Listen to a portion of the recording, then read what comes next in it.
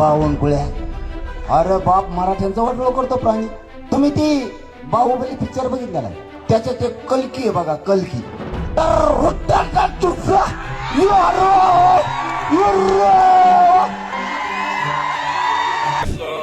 बायकोला सहन करावं लागतं, आई तर नाही आहे, वडिलाला सहन करावं लागतं. आमचे 4 भाऊ आहेत, त्यांना सहन करावं लागतं. 2 मुलं आहे, एक मुलगी माझी हायकोर्टमध्ये ॲडव्होकेट आहे, माझा मुलगा आहे, शेवटी माझी सुनबाई आहे. या सर्वांना सहन करावं लागतं. डोळ्याला पाणी आलं आणि ते खूप व्यथित झाले असं मला पत्रकार बांधवांनी सांगितलं. मी पण रात्री बघितलं नाही असं नाही, मी बघितलं त्यांनी त्याच्यात त्यांच्या आई माऊलीचा उल्लेख केला, आईचा. बावनकुळे साहेब, मी तुम्हाला जाहीरपणाने सांगतो, मी माझ्या मराठा समाजावरती लय प्रेम करतो. मराठा आरक्षण आंदोलनाचे प्रमुख नेते मनोज जरांगे पाटील आणि भाजपा नेते चंद्रशेखर बावनकुळे यांच्यात गेल्या काही दिवसांपासून सुरू असलेला राजकीय संघर्ष आता एका नव्या वळणावर येऊन पोहोचलाय. धाराशिव येथील जाहीर सभेत मनोज जरांगे पाटील यांनी चंद्रशेखर बावनकुळे यांच्यावर अत्यंत बोचऱ्या शब्दात टीका करतानाच त्यांच्या शारीरिक रचनेची नक्कल केली होती. या जाहीर मिमिक्रीमुळे संपूर्ण राजकीय वर्तुळात तीव्र संताप व्यक्त होत असतानाच चंद्रशेखर बावनकुळे यांनी नागपुरात पत्रकारांशी बोलताना अत्यंत भावुक होत अश्रूंना वाट मोकळी करून दिली. बावनकुळे यांनी आपल्या आईचा, पत्नीचा आणि कुटुंबाचा उल्लेख करत आपण कधीही मराठा समाजाच्या आरक्षणाविरुद्ध किंवा कुणबी प्रमाणपत्राच्या विरुद्ध काम केले नसल्याचं स्पष्ट केलं. बावनकुळे यांचा हा भावुक व्हिडिओ समोर आल्यानंतर मनोज जरांगे पाटील यांनी आपल्या भूमिकेत कमालीची मवाळ ताणली असून यापुढे बावनकुळे यांच्यावर वैयक्तिक टिप्पणी किंवा कोणत्याही प्रकारचे शारीरिक व्यंग करणार नसल्याचं जाहीर केलंय. मात्र वैयक्तिक पातळीवर नरमाईची भूमिका घेतलेली असतानाच जरांगे पाटील यांनी राजकीय आणि सामाजिक मुद्द्यांवर आपला आक्रमक पवित्रा कायम ठेवला असून राज्य सरकारला दिलेला 28 ऑगस्टचा अल्टिमेटम मागे घेतलेला नाहीये. की तुम्ही तुमच्या आईचं नाव घेतलं, शेवटी ती मायमाऊली, आई ही आई असते सगळ्यांची. तुम्ही आईचं नाव घेतलं, आमच्यावरती मराठ्यांचे संस्कार आहे. तुम्हाला पहिल्या वेळेस आम्ही माफ करतो, तुम्हाला सोडून देतो, तुमच्यावरती व्यंग मी करणार नाही इथून पुढं. कारण मराठी येते, आम्ही एकदा दोनदा माफ करतो, सोडून देतो, पण याच्यानंतर जर चूक झाली तर सोडणार नाही तुम्हाला. पण हेही सांगतो की तुम्ही 28 ऑगस्टच्या आत तुम्ही पत्र देऊन केलेली चूक दुरुस्त करा. 4ही प्रमाणपत्र आमचे तुम्ही राजकीय दबावापोटी शिरसाटणी तुम्ही रद्द केले, त्यालाही त्याच्याकडेही बघणार आहे, सोडणार नाही. पण तुम्हालाही जाहीरपणानं सांगतो की तुम्ही केलेले प्रमाणपत्र ते रद्द केलेले ते वैध करून पुन्हा द्या. आमचं काहीही म्हणणं नाही, काही हरकत नाही. पण 28 ऑगस्टच्या आत नसता बावनकुळे साहेब पुन्हा मी सोडणार नाही. या संपूर्ण प्रकरणाची सुरुवात मराठा आरक्षणाच्या अंतर्गत दिल्या जाणाऱ्या कुणबी प्रमाणपत्राच्या वादामुळे झाली आहे. मनोज जरांगे पाटील यांनी सातत्यानं असा आरोप केला होता की मुख्यमंत्री देवेंद्र फडणवीस यांच्या इशाऱ्यावर चंद्रशेखर बावनकुळे यांनी मराठा समाजाला मिळणारी कुणबी प्रमाणपत्र रोखण्यासाठी किंवा रद्द करण्यासाठी महसूल विभागाला पत्र दिलं होतं. याच मुद्द्यावरून संतप्त झालेल्या जरांगे पाटील यांनी धाराशिवच्या सभेत बोलताना बावनकुळे यांच्यावर थेट हल्ला चढवला. केवळ राजकीय किंवा धोरणात्मक विरोध न करता जरांगे यांनी बावनकुळे यांच्या दिसण्यावरून आणि बोलण्याच्या पद्धतीवरून जाहीरपणे त्यांची मिमिक्री केली. या प्रकारानंतर भाजप समर्थकांमध्ये आणि विशेषतः ओबीसी समाजामध्ये तीव्र प्रतिक्रिया उमटल्या. राजकीय टीका एका बाजूला, परंतु एखाद्या नेत्याच्या शारीरिक रचनेवरून अशी जाहीर टिंगल उडवणं महाराष्ट्राच्या राजकीय संस्कृतीला धरून नाही, अशी टीका सर्व स्तरातून होऊ लागली. बावनकुळ्या, अरे बाप मराठ्यांचा वाटोळ करतो प्राणी. तुम्ही ती बाहुबली पिक्चर बघितला नाही? त्याच्यात एक कल्की आहे बघा, कल्की.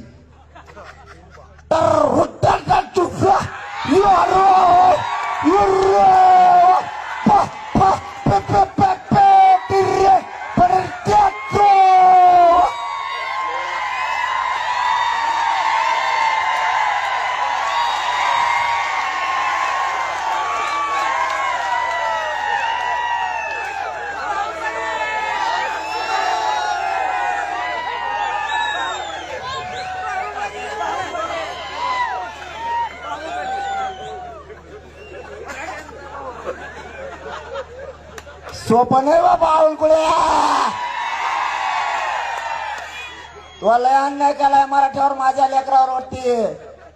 यानंतर नागपूर येथे प्रसार माध्यमांशी बोलताना चंद्रशेखर बावनकुळे यांचा संयम सुटला आणि ते अत्यंत भावुक झाले. बावनकुळे यांनी अत्यंत जड अंतःकरणानं सांगितलं की राजकारणात टीका टिप्पणी चालत असते, परंतु वैयक्तिक पातळीवर जाऊन आई वडिलांचा किंवा शारीरिक व्यंगाचा उद्धार करणं वेदनादायी आहे.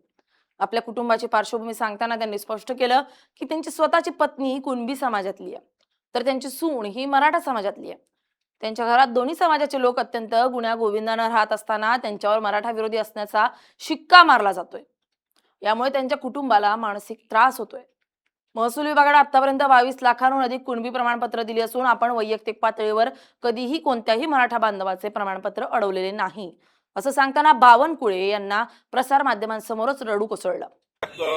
बायकोला सहन करावं लागतं, आई तर नाही आहे, वडिलाला सहन करावं लागतं, आमचे 4 भाऊ आहेत त्यांना सहन करावं लागतं.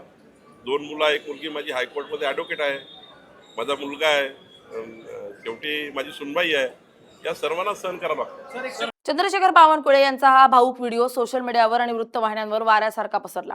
यानंतर जरांगेंवर जोरदार टीका होऊ लागली. त्यानंतर मात्र जरांगे मवळले. जरांगे पाटील म्हणाले की बावनकुळे यांनी त्यांच्या प्रतिक्रियेत आपल्या आईचा उल्लेख केलाय आणि मराठा संस्कृतीत आईला सर्वोच्च स्थान दिलं जातं. आम्ही कोणत्याही आईच्या डोळ्यात अश्रू पाहू शकत नाही, म्हणूनच एक पाऊल मागे घेत मी इथून पुढे चंद्रशेखर बावनकुळे यांच्यावर कोणतेही वैयक्तिक व्यंग करणार नाही, तसेच त्यांची नक्कलही करणार नाही. बावनकुळे यांच्या भावनांचा आदर करत जरांगे यांनी त्यांना या प्रकरणातून मुक्त केलं असलं तरी त्यांनी राजकीय टोलेबाजी मात्र थांबवली नाहीये. बावनकुळे यांना उद्देशून ते म्हणाले की तुम्ही परळीच्या टोळीच्या आणि काही विशिष्ट राजकीय नेत्यांच्या नादी लागून मराठ्यांच्या लेकरांचं वाटोळं करण्याचं पाप केलंय, म्हणून आज तुम्च्यावर ही रडण्याची वेळ आली आहे. जर तुम्ही मराठा समाजाच्या हक्कांची पायमल्ली केली नसती तर आज समाजाकडून तुमच्यावर अशी टीका झाली नसती. त्या डोळ्याला पाणी आलं आणि ते खूप व्यथित झाले असं मला पत्रकार बांधवांनी सांगितलं. मी पण रात्री बघितलं, नाही असं नाही आहे, मी बघितलं. त्यांनी त्याच्यात त्यांच्या आई माऊलीचा उल्लेख केला, आईचा. बावनकुळे साहेब यांनी पुढेही उल्लेख केला की मी मराठा समाजाच्या विरोधात नाही आहे, मी हे केलं नाही. बावनकुळे साहेब, मी तुम्हाला जाहीरपणाने सांगतो, मी माझ्या मराठा समाजावरती लय प्रेम करतो. माझ्या मराठा समाजाच्या विरोधात मराठा जरी आला तरी मी सोडत नाही, दुसऱ्याचा बी आला तरी मी सोडत नाही. तुम्ही इतकं रडकुंडीला आलात, मी काय असतं, मी गुडघे टेकायला लावतो. तुम्ही जे रडकुंडीला आलात ना, इतके तर मराठ्यांच्या नादी लागल्यामुळे आलात. मला इतकं बोलायची तुम्हाला गरज पण नव्हती, कारण तुम्ही चूक केली.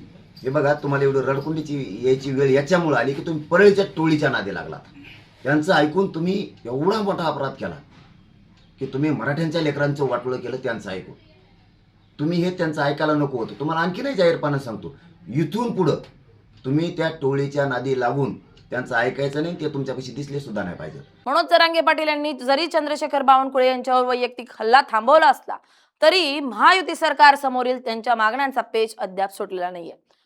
जरांगे यांनी राज्य सरकारला स्पष्ट शब्दात बजावलंय की मराठा समाजातील ज्या नागरिकांनी कुणबी प्रमाणपत्र काही तांत्रिक कारणांमुळे किंवा सरकारी आदेशामुळे अडवून धरण्यात आली आहेत ती तातडीनं पूर्ववत करण्यात यावीत. सरकारनं 28 ऑगस्टच्या आत यावर ठोस निर्णय घेऊन अधिकृत पत्र जारी करावं असा सक्त इशारा त्यांनी दिलाय. जर या विहित मुदतीत सरकारनं मराठा समाजाच्या मागण्या मान्य केल्या नाहीत तर 29 ऑगस्ट पासून मराठा समाज पुन्हा एकदा रस्त्यावर उतरून तीव्र आंदोलन करेल असा पुनरुच्चार त्यांनी केलाय. त्यामुळे बावनकुळे आणि जरांगे यांच्यातील वैयक्तिक वाद तुर्तास मिटला असला तरी 28 ऑगस्टच्या डेडलाईनमुळे महाराष्ट्रातील राजकीय वातावरण आगामी काळात अधिकच तापण्याची चिन्ह दिसत आहेत. Bureau report LS Marathi.